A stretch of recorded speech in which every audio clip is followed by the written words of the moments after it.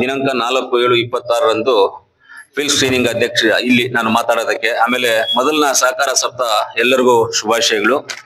ಕೇಂದ್ರ ಸರ್ಕಾರ ಮಂತ್ರಾಲಯವನ್ನು ಪ್ರಾರಂಭವಾಗಿ 5 ವರ್ಷ ಪೂರ್ಣಗೊಂಡಿರುವ ಹಿನ್ನೆಲೆ ಜೂನ್ 29ರಿಂದ ಜುಲೈ 6ರವರೆಗೆ ಎಲ್ಲ ತಾಲೂಕುಗಳಲ್ಲೂ ಎಲ್ಲ ಜಾಗದಲ್ಲಿ ನಾವು ಸಹಕಾರ ಸಪ್ತಾಹವನ್ನು ದೇಶಾದ್ಯಂತ ಆಚರಿಸ್ತಾ ಇದ್ದೀವಿ. ಅದಕ್ಕೆ ನಿಮ್ಮೆಲ್ಲರಿಗೂ ಧನ್ಯವಾದಗಳು. ಇವತ್ತು ಮುಖ್ಯವಾಗಿ ನಮ್ಮ ಮುಳಬಾಗಿಲು TAPSMS ಸೊಸೈಟಿಯಲ್ಲಿ ಇವತ್ತು ಈ ಸಪ್ತಾಹವನ್ನ ಆಚರಣೆ ಮಾಡ್ತಾ ಇರೋದು ಏನಕ್ಕೋಸ್ಕರ ಅಂದ್ರೆ ನಮ್ಮ ಡೈರೆಕ್ಟರ್ಗೋಸ್ಕರನೋ ಇಲ್ಲಿ ನಮ್ಮ ಸೊಸೈಟಿಯಲ್ಲಿ ಕೆಲಸ ಮಾಡುವಂತ ಕೆಲಸದವ್ರಿಗೋಸ್ಕರನೋ ಎಂಪ್ಲಾಯೀಸ್ಗೋಸ್ಕರನೋ ಇನ್ನೊಬ್ರಿಗೋಸ್ಕರ ಅಲ್ಲ. ಇದನ್ನ ಮಾಡ್ತಾ ಇರೋದು ನಾವು ರೈತರಿಗೋಸ್ಕರ. ರೈತರ ಮೇಲೆ ಒಳ್ಳೆ ಕಾಳಜಿ ಇರೋದ್ರಿಂದನೇ ಇವತ್ತು ನಮ್ಮ ಎಲ್ಲಾ ಡೈರೆಕ್ಟರ್ಸ್ ಇದಕ್ಕೆ ಆಗಮಿಸಿದ್ದಾರೆ. ಮೊದಲನೇದಾಗಿ ಆಗಮಿಸಿರ್ತಕ್ಕಂಥ ನಮ್ಮ ಯೂನಿಯನ್ ನಿರ್ದೇಶಕರು ಹಾಗೂ DCC ಬ್ಯಾಂಕ್ ನಿರ್ದೇಶಕರು ನಮ್ಮ ನಲ್ಲೂರು ರಘುಪತಿ ರೆಡ್ಡಿ ಅವರು ಬಂದಿದ್ದಾರೆ. ಅವ್ರಿಗೆ ನಾನು ಧನ್ಯವಾದಗಳನ್ನು ತಿಳಿಸ್ತೀನಿ. ಯಾಕಂದ್ರೆ ರೈತರಿಗೋಸ್ಕರ ಬಂದಿರುವಂತವ್ರಿಗೆ ನಾವ್ ಯಾವತ್ತು ಸ್ವಲ್ಪ ಗೌರವಯುತವಾಗಿ ನಡ್ಕೋಬೇಕು. MLA MP ಅದೆಲ್ಲ ಬಿಡಿ, ಅದು ಇರುತ್ತೆ ಹೋಗುತ್ತೆ ಎಲ್ಲ ಹೋಗುತ್ತೆ, ಇದಂತೂ ಶಾಶ್ವತವಾಗಿರುವಂತದ್ದು. ಅದೇ ರೀತಿ ನಮ್ಮ ಉಪಾಧ್ಯಕ್ಷರಂತ ಸುಧಾಕ್ನವರು, ಹಾಗೆ ನಮ್ಮ ರಾಜೇಂದ್ರ ಗೌಡ್ರು, ರಾಜಣ್ಣವರು, ಹಾಗೆ ನಮ್ಮ ಶಿವಣ್ಣವರು, ಅದೇ ನಮ್ಮ ಲಕ್ಷ್ಮೀನಾರಾಯಣ ಅವರು ಇದ್ದಾರೆ, ನಮ್ಮ ಸರ್ವಜ್ಞ ಗೌಡ್ರು ಇದ್ದಾರೆ, ಎಲ್ಲ ನಮ್ಮ ನಿರ್ದೇಶಕರು ಎಲ್ಲರೂ ಇದ್ದಾರೆ. ಎಲ್ಲರಿಗೂ ಧನ್ಯವಾದ. ಎಲ್ಲ ನಿರ್ದೇಶಕರಿಗೆ ಎಲ್ಲರಿಗೂ ಧನ್ಯವಾದಗಳನ್ನು ತಿಳಿಸ್ತಾ ಇವತ್ತು ಈ ಕಾರ್ಯಕ್ರಮ ನಾವು ಹಮ್ಮಿಕೊಂಡಿರೋದೇನಂದ್ರೆ ಈ ದೇಶಕ್ಕೆ ಬೆನ್ನೆಲುಬಾಗಿ ರೈತ ಅಂತ ಹೇಳ್ತಾರೆ. ನನಗೆ ಗೊತ್ತಿರೋ ಪ್ರಕಾರವಾಗಿ ದೇಶಕ್ಕೆ ಬೆನ್ನೆಲುಬಾಗಲ್ಲ ರೈತ. ನಮ್ಮ ತಲೆನಲ್ಲಿರ್ತಕ್ಕಂಥ ಏನು ನಮ್ಮ ಬ್ರೈನ್ ಇದೆಯೇ, ಮೆದುಳು ಏನಿದೆ, ಆ ಮೆದುಳೇ ನಮಗೆ ರೈತ. ಆ ಮೆದುಳಿಲ್ಲ ಅಂದ್ರೆ ನಮ್ಮ ಬಾಡಿನಲ್ಲಿ ಏನು ಕೆಲಸ ಮಾಡೋದಿಲ್ಲ. ಅಂದ್ರೆ ಈ ದೇಶದಲ್ಲಿ ರೈತನೇ ನಮಗೆ ಮೆದುಳು. ಈ ದೇಶದಲ್ಲಿ ರೈತರು ಮೆದುಳು. ಅದಕ್ಕೆ ರೈತರಿಗೆ ಆಗುವಂತ ಒಳ್ಳೆ ಕಾರ್ಯಕ್ರಮಗಳನ್ನ ನಾವು ಅವ್ರ ಮನೆ ಬಾಗಿಲಿಗೆ ತಲುಪಿಸ್ಬೇಕು ಅನ್ನೋದೇ ನಮ್ಮೆಲ್ಲರ ಉದ್ದೇಶ ಆಗಿದೆ. ಇವತ್ತು ನೋಡಿ ಎಂತವರೆಲ್ಲ ಇವತ್ತು ಸಹಕಾರ ಇದ್ರಲ್ಲಿ ಇರ್ತಾರೆ ಅಂದ್ರೆ, ಇವಾಗ ನಮ್ಮ ರಾಜಣ್ಣ ಅವರು ಸಹಕಾರ ಮಂತ್ರಿ ಆಗಿದ್ರು, ಇವತ್ತು ಅವರು DCC ಬ್ಯಾಂಕ್ ತುಮಕೂರು ಅವರಿದ್ದಾರೆ, ನಿರ್ದೇಶಕರಿದ್ದಾರೆ, ಎಲ್ಲ ಇದ್ದಾರೆ. ಅವ್ರ ಸಹಕಾರ ಕ್ಷೇತ್ರವನ್ನು ಬಿಡೋದಿಲ್ಲ. ಅದು ಬಿಟ್ಟು ಫೆಡರೇಷನ್ ಅಲ್ಲಿ ಇನ್ನೊಂದ್ರಲ್ಲಿ ಯಾವ್ದು ಬಾಂಬೆನಲ್ಲಿ ಯಾವ್ದೋ ಒಂದು ಮಹಾರಾಷ್ಟ್ರದಲ್ಲಿ ಒಂದು ಸಂಸ್ಥೆ, ಅದರಲ್ಲಿ ಅವರು ನಿರ್ದೇಶಕರಾಗಿದ್ದಾರೆ.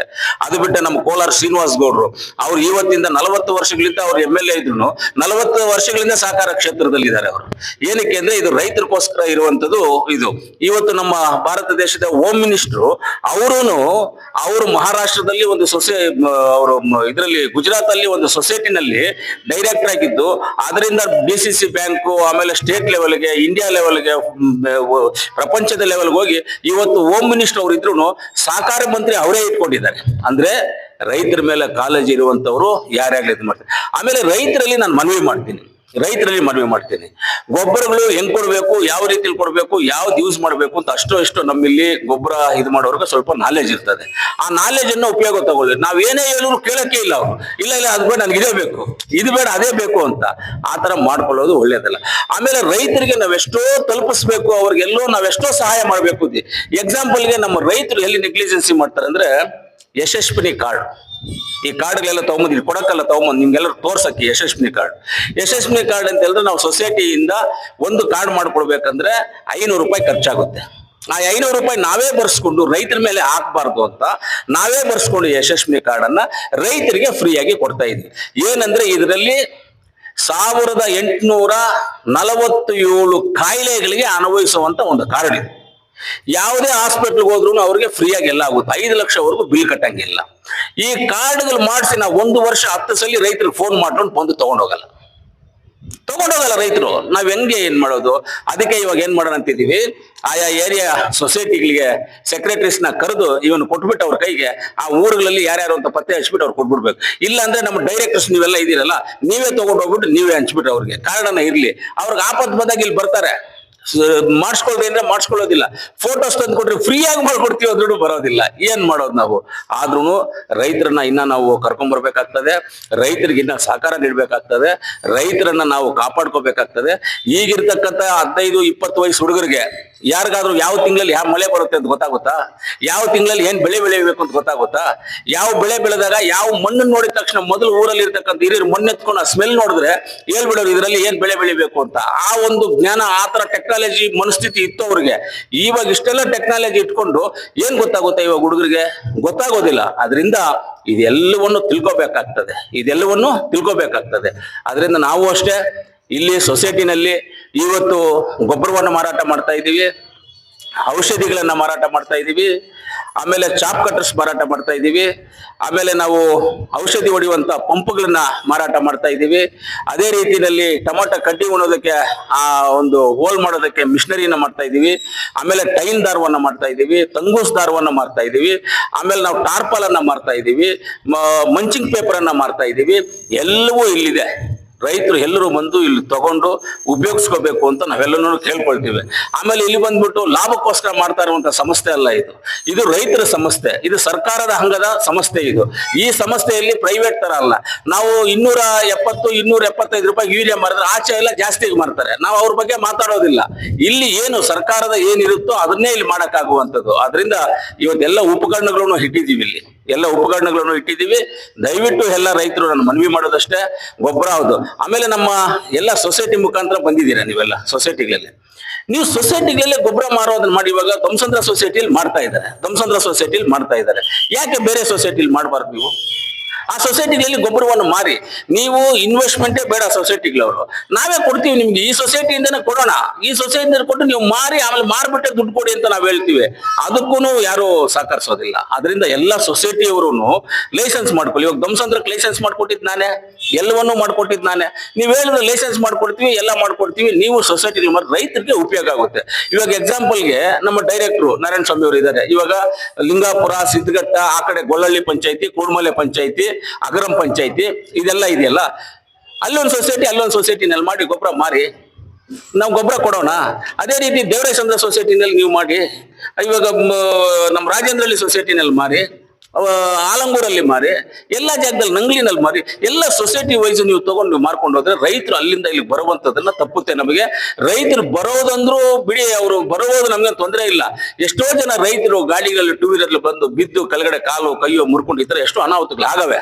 ಅದರಿಂದ ಅಂತ ಅನಾಹುತಗಳು ಆಗ್ಬಾರ್ದು ಅಂತ ಹೇಳಿದ್ರೆ ನಾವು ಆ ಊರಿನ ಸೊಸೈಟಿನಲ್ಲಿ ಮಾಡ್ಬೇಕು. ಆಮೇಲೆ ಸರ್ಕಾರದ ಸುತ್ತೋಲೆನೇ ಇದೆ, ಪ್ರತಿಯೊಂದು ಪಂಚಾಯತಿನಲ್ಲಿ ಒಂದೊಂದು ಸೊಸೈಟಿ ಇರಲೇಬೇಕು ಅಂತ ಇದೆ. ಅದು ಎಷ್ಟು ಪಂಚಾಯತಿಗಳು ಮಾಡಿದ್ವಿ, ನಮ್ಮ ಮಿಕ್ಕಿದ ಪಂಚಾಯತಿಗಳು ಮಾಡಬೇಕು.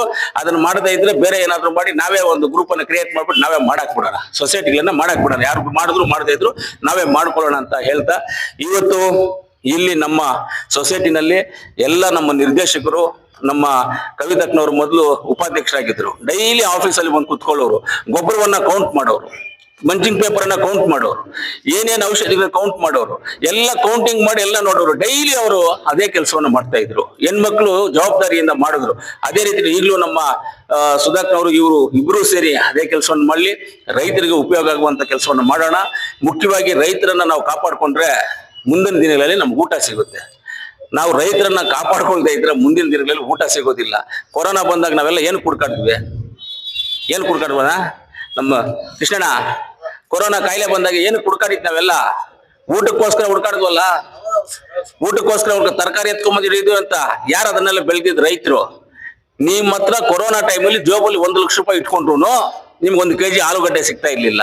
ದುಡ್ಡು ಕೆಲಸ ಮಾಡ್ತಾ ಅವಾಗ ರೈತ ಕೆಲಸ ಮಾಡ್ದ. ರೈತರ ಒಂದು ಶಕ್ತಿ ಕೆಲಸ ಮಾಡಿದ್ದು. ಆ ರೀತಿಯಲ್ಲಿ ಇವತ್ತು ಅಷ್ಟೇ ಜನ ಮರಿಬೇಡ್ರಿ. ರೈತರನ್ನ ಯಾವತ್ತು ನಾವು ಕಾಪಾಡ್ಕೋಬೇಕು. ಅವ್ರಿಲ್ಲ ಅಂದ್ರೆ ನಾವ್ಯಾರು ಇಲ್ಲ. 1 ಲಕ್ಷ ರೂಪಾಯಿ ಜೋಬಲ್ಲಿ ಇದ್ರು 1 kg ಅಕ್ಕಿ ಸಿಗೋದಿಲ್ಲ, 1 kg ಈರುಳ್ಳಿ ಸಿಗೋದಿಲ್ಲ. ದುಡ್ಡಿಗೆ ವ್ಯಾಲ್ಯೂ ಇಲ್ಲ ಆಗೋಗ್ಬಿಡ್ತದೆ. ರೈತನಿಗೆ ವ್ಯಾಲ್ಯೂ ಬರೋದು ಅಂದ್ರೆ ಪ್ರಕೃತಿ ಚೇಂಜ್ ಆಗುತ್ತೆ. ಖಂಡಿತವಾಗ್ಲು ಚೇಂಜ್ ಆಗದೆ ಇರೋದಿಲ್ಲ, ಚೇಂಜ್ ಆಗುತ್ತೆ.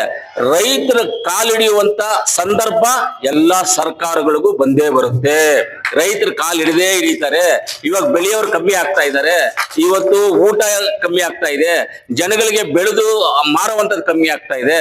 ಈ ಅಕ್ಕಿ, ರಾಗಿ, ಭತ್ತ ಏನೇನಿದೆ ಎಲ್ಲ ಕಮ್ಮಿ ಆಗ್ತಾ ಇದೆ. ಈಗ ಅದನ್ನೆಲ್ಲ ಉಳಿಸ್ಕೋಬೇಕು ಅಂದ್ರೆ ರೈತರನ್ನ ಮುಂದಿನ ದಿನಗಳಲ್ಲಿ, ಇವತ್ತು ನೆಗ್ಲಿಜೆನ್ಸ್ ಇರ್ಬೋದು ಎಲ್ರಿಗೂ, ಆದ್ರೆ ಮುಂದಿನ ದಿನಗಳಲ್ಲಿ ರೈತರ ಕಾಲು ಹಿಡಿದು ಎಲ್ಲ ಫ್ರೀಯಾಗಿ ಕೊಟ್ಟು ನೀನ್ ಬೆಳೆದು ಕೊಡಪ್ಪ ನಾವೇ ತಗೊಳ್ತೀವಿ ಅಂತ ಹೇಳ್ತೇವೆ. ಅಂದ್ರೆ ರೈತರ ದುರದೃಷ್ಟ ಏನು ಅಂತ ಹೇಳಿದ್ರೆ, ಇವತ್ತು ಒಂದು ಬಾಟ್ಲ್ ನೀರು, ಇದ್ಯಾವುದೋ ಕಂಪ್ನಿ, ಇದ್ಯಾವುದೋ ಬೆಲ್ಲರಿ, ಈ ಕಂಪನಿಯವರು ಒಂದು ಬಾಟ್ಲ್ ನೀರು ಮಾಡಿದ್ದಾರೆ. ಇವರೊಂದು ರೇಟ್ ಫಿಕ್ಸ್ ಮಾಡಿದ್ದಾರೆ. ಈ ರೇಟು ಫಿಕ್ಸ್ ಮಾಡಿದ್ದಾರೆ. 10 ರೂಪಾಯಿ ಅಂದ್ರೆ 10 ರೂಪಾಯಿ ಕೊಟ್ಟು ತಗೊಳ್ತೀರಾ ಇಲ್ವಾ? ನೀವು ಎಲ್ಲ ತಗೊಳ್ತೀವಿ 10 ರೂಪಾಯಿಗೆ. ಅದೇ ಎಲ್ಲ ಆ ಫೋನ್ ಒಂದು ರೇಟ್ ಮಾಡಿದ್ದಾರೆ, ಈ ಸ್ಟ್ಯಾಂಡ್ ಒಂದು ರೇಟ್ ಇರುತ್ತೆ, ಉಂಗ್ರಾಗ 1 ಗ್ರಾಮ್ಗೆ ಇಷ್ಟು ಅಂತ ಇರುತ್ತೆ. ಎಲ್ಲದಕ್ಕೂ ಒಂದೊಂದು ರೇಟ್ ಇದೆ.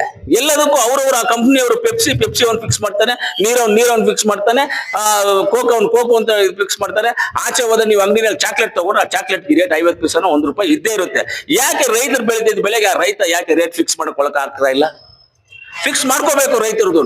ಈ ರೇಟ್ ಎಷ್ಟಾಗುತ್ತೆ ಖರ್ಚು ಅದ್ರ ಮೇಲೆ ಅದು ಫಿಕ್ಸ್ ಮಾಡ್ಕೋಬೇಕಂದ್ರೆ ಸರ್ಕಾರ ಮುಂದೆ ಹೆಜ್ಜೆ ಇಟ್ಟು ಅದಕ್ಕೊಂದು ಸಿಸ್ಟಮ್ ಅನ್ನ ಮಾಡಿ ಆ ಸಿಸ್ಟಮ್ ಪ್ರಕಾರವಾಗಿ ಮಾಡ್ಬೇಕಾಗ್ತದೆ. ಅದರಿಂದ ಮುಂದಿನ ದಿನಗಳಲ್ಲಿ ಇದ್ರ ಆಗ್ಬೇಕು ಅಂತ ಹೇಳ್ತಾ, ಆಮೇಲೆ DCC ಬ್ಯಾಂಕ್ ವಿಚಾರ ಬಂತು. DCC ಬ್ಯಾಂಕು ಇವಾಗ ರಗನ್ ಅವರು ಡೈರೆಕ್ಟರ್ ಇದ್ದಾರೆ, ನಾನು DCC ಬ್ಯಾಂಕ್ ಅಲ್ಲಿ ಡೈರೆಕ್ಟರ್ ಇದ್ದೀನಿ. ಇವಾಗ ಅಧ್ಯಕ್ಷ ಆಗ್ಬೇಕು. ಅದಕ್ಕೆ ಕೋರ್ಟ್ ಅಲ್ಲಿ ವಿಚಾರ ಇರೋದ್ರಿಂದ ಯಾರು ಇನ್ನ ಅಧ್ಯಕ್ಷ ಆಗಕ್ಕೆ ಆಗ್ತಾ ಇಲ್ಲ. ಬೇರೆ ಯಾರ್ದೋ ಇಬ್ರು ಡೈರೆಕ್ಟರ್ ಚಿಕ್ಕಬಳ್ಳಾಪುರ ಜಿಲ್ಲೆಯವ್ರದ್ದು ಒಂದು ಇಬ್ರು ಡೈರೆಕ್ಟರ್ ಕೋರ್ಟ್ ಅಲ್ಲಿ ಇದೆ. ಅದರಿಂದ ಅದು ಅಧ್ಯಕ್ಷ ಆಗಕ್ಕೆ ಆಗ್ತಾ ಇಲ್ಲ. ಅದನ್ನು ಈಗ ನಾವು DC ಅವ್ರ ಹತ್ರ ಮಾತಾಡಿ ಅದನ್ನ ಚುನಾವಣೆ ಮಾಡಿ ಅಧ್ಯಕ್ಷರು ಕುಂಡ್ರಿಸಿ ಆ DCC ಬ್ಯಾಂಕ್ ಅನ್ನ ಏನಾದ್ರೂ ಒಂದು ಕಾಪಾಡ್ಕೊಳ್ಳಿ. ಯಾಕಂದ್ರೆ ಮೈಕ್ರೋ ಫೈನಾನ್ಸ್ ಮೊನ್ನೆ ನಮ್ಮ ಮನೆ ಹತ್ರ ನಮ್ಮ ಟೌನ್ ಅವರು ಒಬ್ರು ಬಂದಿದ್ರು. ಎಲ್ಲ ಫೈನಾನ್ಸ್ ಅಲ್ಲಿ ತಗೊಂಡ್ಬಿಟ್ಟಿದ್ದಾರೆ, 20 ಲಕ್ಷ ತಗೊಂಡ್ಬಿಟ್ಟಿದ್ದಾರೆ, ಕಟ್ಕೊಂಡು ಬಂದಿದ್ದಾರೆ. 20 ಲಕ್ಷಕ್ಕೆ ಇನ್ನೊಂದು 20 ಲಕ್ಷ ಎಕ್ಸ್ಟ್ರಾ ಇದೆಯಂತೆ, 40 ಲಕ್ಷ ಇದೆ ಅಂತೆ. ಇವಾಗ ನೋಟಿಸ್ ಕೊಟ್ಟವ್ರಂತೆ, ದುಡ್ಡು ಕೊಟ್ಟಿಲ್ಲ, ಇಲ್ಲಾಂದ್ರೆ ಮನೆ ಜಪ್ತಿ ಮಾಡ್ತೀವಿ ಅಂತ ದುಡ್ಡು ಕೊಟ್ಟಿದೆ. ಏನ್ ಮಾಡೋದು ಅವ್ರು ಬಡವರು? ಸೂಸೈಡ್ ಮಾಡ್ಕೊಂಡು ಸಾಯ್ಬೇಕಷ್ಟೇ. ಇವತ್ತು ಮೈಕ್ರೋ ಫೈನಾನ್ಸ್ ಕಂಪ್ನಿಗಳು, ಪ್ರೈವೇಟ್ ಫೈನಾನ್ಸ್ ಕಂಪ್ನಿಗಳು ತುಂಬಾ ಅನ್ಯಾಯ ಮಾಡ್ತಾ ಇದೆ. ಅದನ್ನೆಲ್ಲ ಸ್ವಲ್ಪ ಎಚ್ಚರಿಕೆಯಿಂದ ನಮ್ಮ ರೈತರು ನೋಡ್ಕೋಬೇಕಾಗ್ತದೆ. DCC ಬ್ಯಾಂಕ್ ಯಾವತ್ತು ಸ್ವಲ್ಪ ತೊಂದರೆ ಆಯ್ತು ಆವತ್ತಿಂದ ಬೇರೆ ಫೈನಾನ್ಸ್ಗಳಿಗೆ ತುಂಬಾ ಹೋದಂಗಾಯ್ತು ಜನಗಳು. ಅದೊಂದಾಗಿದೆ. ಇನ್ನ ಮುಂದಿನ ದಿನಗಳಲ್ಲಿ ನಾವು ಸೊಸೈಟಿನಲ್ಲಿ ನಾವು ಬ್ಯಾಂಕ್ ಇದೆ, ಸೊಸೈಟಿನಲ್ಲಿ ಬ್ಯಾಂಕ್ ಮಾಡ್ಕೊಂಡಿದ್ದೀವಿ. ಈ ಬ್ಯಾಂಕ್ ಅಲ್ಲೂ ನೀವು ರೈತರೆಲ್ಲ ದುಡ್ಡು ಡಿಪಾಸಿಟ್ ಮಾಡಿ ದುಡ್ಡು ಹಾಕೊಳ್ಳಿ. ಇಲ್ಲಿ ಲೋನ್ ಕೊಡುವಂತ ಪ್ರಾವಿಜನ್ ಮಾಡ್ಕೊಂಡಿದ್ದೀವಿ. ಇವಾಗ ಹೋದ ಸಭೆಯಲ್ಲಿ ಲೋನ್ ಕೊಡುವಂತ ಪ್ರಾವಿಜನ್ ಮಾಡ್ಕೊಂಡಿದ್ದೀವಿ. ಕಮ್ಮಿ ಲೋನು, ಜಾಸ್ತಿ ಕೊಡಕ್ ಆಗೋದಿಲ್ಲ, ಕಮ್ಮಿಯಾಗಿ ಲೋನ್ ಕೊಡುವಂತದನ್ನು ಪ್ರಾವಿಜನ್ ಮಾಡ್ಕೊಂಡು 50,000, 1 ಲಕ್ಷ, 2 ಲಕ್ಷವರೆಗೂ ಕೊಡಬೇಕು ಅಂತ ಮಾಡ್ಕೊಂಡಿದ್ದೀವಿ ಲೋನು. ನಮ್ಮ ಬ್ಯಾಂಕ್ ಅಲ್ಲಿನೂ ಅಕೌಂಟ್ ತಗೊಳ್ಳಿ. ರೈತರ ಅಕೌಂಟ್ ತೆಗೆದ್ರೆ ದುಡ್ಡು ನೀವು ಅದ್ರಲ್ಲಿ ಇಟ್ಕೊಂಡ್ರೆ ಅದೇ ದುಡ್ಡನ್ನ ನೀವು ಗೊಬ್ಬರ ತಗೊಂಡಾಗ ಅಲ್ಲಿ ಟ್ರಾನ್ಸ್ಫರ್ ಮಾಡ್ಕೊಳ್ತೀವಿ, ಗೊಬ್ಬರ ಕೊಟ್ಟು ಕಳಿಸ್ತೀವಿ. ಇಲ್ಲ ನೀವು ಬರೋದೇ ಬೇಡ, ನನ್ನ ಅಕೌಂಟ್ ಅಲ್ಲಿ ದುಡ್ಡಿದೆ, ನೀವು ಫೋನ್ ಮುಖಾಂತರ ಹೇಳಿದ್ರೆ ಅದನ್ನ ಟ್ರಾನ್ಸ್ಫರ್ ಮಾಡ್ಕೊಳ್ತೀವಿ, ಆಟೋದಲ್ಲಿ ಹಾಕಿ ನಿಮ್ ಊರಿಗೆ ಗೊಬ್ಬರನ ಕಳ್ಸಿಕೊಟ್ಟು ಬಿಡ್ತೀವಿ, ಬಿಲ್ ಸಮೇತ ಊರಿಗೆ ಬಂದ್ಬಿಡ್ತದೆ. ಈ ಫೆಸಿಲಿಟೀಸ್ ಎಲ್ಲ ಮಾಡಿದೀವಿ. ಇದಕ್ಕಿಂತ ಬೇರೆ ಮಾಡಕ್ ಆಗೋದಿಲ್ಲ. ಮುಂದಿನ ದಿನಗಳಿಂದ ಮಾಡಬೇಕು. ಕಟ್ಟಡ ಕಟ್ಟೋದಿದೆ, ಅಲ್ಲಿ ಕಟ್ಟಡ ಕಟ್ಟಕ್ಕೆ ಇನ್ನು 15 ದಿವಸ, 1 ತಿಂಗಳು ಒಳಗಡೆ ಅದನ್ನ ಪೂಜೆ ಮಾಡಿ ಕಟ್ಟಡ ಕಟ್ತೀವಿ, ಸ್ಟಾರ್ಟ್ ಮಾಡ್ತೀವಿ. ಅದಾದ್ಮೇಲೆ ಇದನ್ನ ಡೊಮಾಲೇಷನ್ ಮಾಡಿ ಇಲ್ಲಿ ಒಳ್ಳೆ ಕಟ್ಟಡವನ್ನ ಕಟ್ಟಿ ರೈತರಿಗೆ ಒಳ್ಳೆ ಫೆಸಿಲಿಟೀಸ್ ಕೊಡಬೇಕು ಅಂತ ನಮ್ಮ ಉದ್ದೇಶ ಇದೆ. ಖಂಡಿತವಾಗ್ಲೂ ಆ ಉದ್ದೇಶಗಳೆಲ್ಲ ಪೂರೈಸ್ತೀವಿ ಅಂತ ಹೇಳ್ತಾ, ಇವತ್ತು ಸಹಕಾರ ಸಪ್ತಾಹ ಏನ್ ಇವತ್ತು ನಮ್ಮ ಕೇಂದ್ರ ಸರ್ಕಾರದಿಂದ ಹೇಳಿದ್ರು, ಇದನ್ನೆಲ್ಲ ತಾಲೂಕು ವೈಸ್ ಮಾಡಬೇಕು. ಇವತ್ತು ಲಾಸ್ಟ್ ದಿವಸ ಇದೆ, ನಾವೆಲ್ಲವನ್ನು ಮಾಡಿದೀವಿ. ಇವತ್ತು ಇದರಿಂದ ಕೋಆಪರೇಟಿವ್ ಡಿಪಾರ್ಟ್ಮೆಂಟ್ ಅಂತ ಹೇಳಿದ್ರೆ ನಮ್ಮ ಮಿಲ್ಕ್ ಯೂನಿಯನ್ ಆಗ್ಬೋದು, ಆಮೇಲೆ ವಿಲೇಜ್ಗಳಲ್ಲಿ ಇರ್ತಕ್ಕಂಥ VSNN ಸೊಸೈಟೀಸ್ ಆಗ್ಬೋದು, ಆಮೇಲೆ agriculture department, TAPMS, APMC, PLD bank, union, ಸಹಕಾರಿ ಬ್ಯಾಂಕು ಅಂದ್ರೆ DCC ಬ್ಯಾಂಕು, ಈ ತರ ಎಲ್ಲವನ್ನೂ ರೈತರು ಒಳ್ಳೇದಾಗಿ ಉಪಯೋಗಿಸ್ಕೊಳ್ಳಿ. ನಾವೆಲ್ಲ ನಿಮ್ ಜೊತೆಗಿದ್ದೀವಿ ಅಂತ ಹೇಳ್ತಾ, ಇವತ್ತು ನನ್ನನ್ನು 5 ವರ್ಷ ನಾನು ಅಧ್ಯಕ್ಷನಾಗಿದ್ದು ಇಲ್ಲಿ ತಿರ್ಗಾ ಕಂಟಿನ್ಯೂ ಅಧ್ಯಕ್ಷರಾಗಿ ಎಲ್ಲರೂ ನನ್ನನ್ನು ಮಾಡಿ ಖಂಡಿತವಾಗ್ಲೂ ಸೇವೆ ಮಾಡೋದಕ್ಕೆ ನಾವು ಸಿದ್ಧವಾಗಿದ್ದೀವಿ. ಮುಂದಿನ ದಿನಗಳಲ್ಲಿ ರೈತರನ್ನು ಕಾಪಾಡ್ಕೊಳ್ಳುವಂತ ಕೆಲಸ ಮಾಡೇ ಮಾಡ್ತೀವಿ ಅಂತ ತಮ್ಮೆಲ್ಲರಿಗೂ ನಾನು ಹೇಳ್ತಾ ನನ್ನ ಮಾತನ್ನ ಮುಗಿಸ್ತೀನಿ. ಜೈ ಕರ್ನಾಟಕ, ಜೈ ಸಹಕಾರ ಸಪ್ತಾಹ.